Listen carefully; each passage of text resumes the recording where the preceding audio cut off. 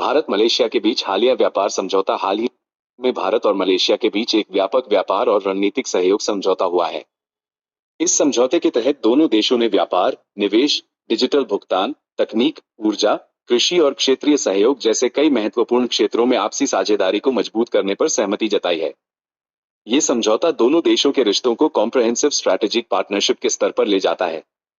समझौते के मुख्य उद्देश्य। इस समझौते के प्रमुख उद्देश्य निम्नलिखित हैं। द्विपक्षीय व्यापार और निवेश को बढ़ावा देना, व्यापार लागत को कम करना और प्रक्रिया को सरल बनाना, स्थानीय मुद्रा में व्यापार को प्रोत्साहित करना, डिजिटल भुगतान और फिनटेक सहयोग को मजबूत करना, सेमीकंडक्टर और उन्नत तकनीक में साझेदारी, ऊर्जा सुरक्षा और हरित ऊर्जा पर सहयोग, कृषि, खाद्य सुरक्षा और सप्लाई चेन को मजबूत करना।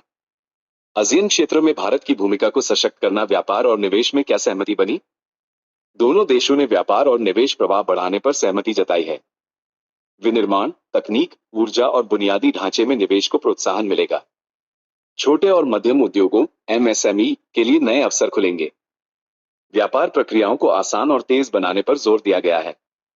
स्थानीय मुद्रा में व्यापार, रूपी रिंगिट ट्रेड।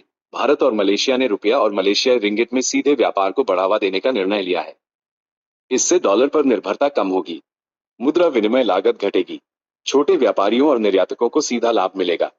व्यापार अधिक स्थिर और सुरक्षित बनेगा।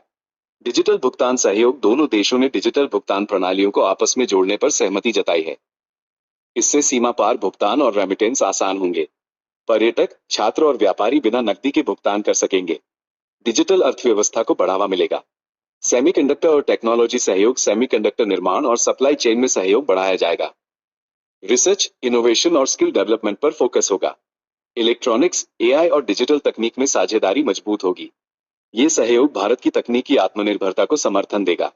ऊर्जा सहयोग। नवीकरणीय ऊर्जा, सौर, पवन आदि में सहयोग। ऊर्जा सुरक्षा और ऊर्जा संक्रमण पर संयुक्त प्रयास। हरित ऊर्जा और टिकाऊ विकास पर जोर। ऊर्जा क्षेत्र में निवेश के नए अवसर। कृषि और खाद्य सुरक्षा। कृषि उत्पादों के व्यापार को आसान बनाया जाएगा। खाद्य आपूर्ति श्रृंखला को मजबूत किया जाएगा। खाद्य सुरक्षा और मूल्य स्थिरता पर सहयोग। आधुनिक कृषि तकनीक और अनुभव साझा किए जाएंगे। आसियान भारत लिंक क्या है? मलेशिया आसियान का एक महत्वपूर्ण सदस्य है।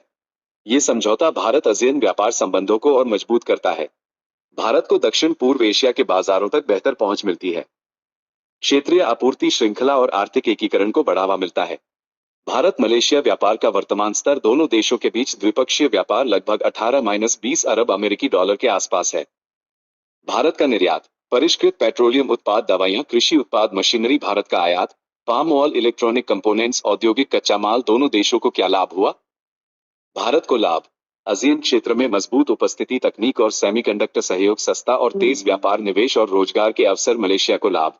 भारतीय बाजार तक बेहतर पहुंच, डिजिटल और तकनीकी सहयोग, निवेश और आर्थिक विविधीकरण। व्यापारिक लागत में कमी, रणनीतिक महत्व। इंडो पैसिफिक क्षेत्र में सहयोग, मजबूत आपूर्ति श्रृंखला, सुरक्षा, आर्थिक और तकनीकी साझेदारी, क्षेत्रीय स्थिरता और विकास। भारत की एक्ट ईस्ट पॉलिसी को मजबूती। निष्कर्ष, भारत और मलेशिया के बीच हुआ ये समझौता केवल व्यापार तक सीमित नहीं है, बल्कि यह आर्थिक, तकनीकी और रणनीतिक साझेदारी को नई ऊंचाई देता है।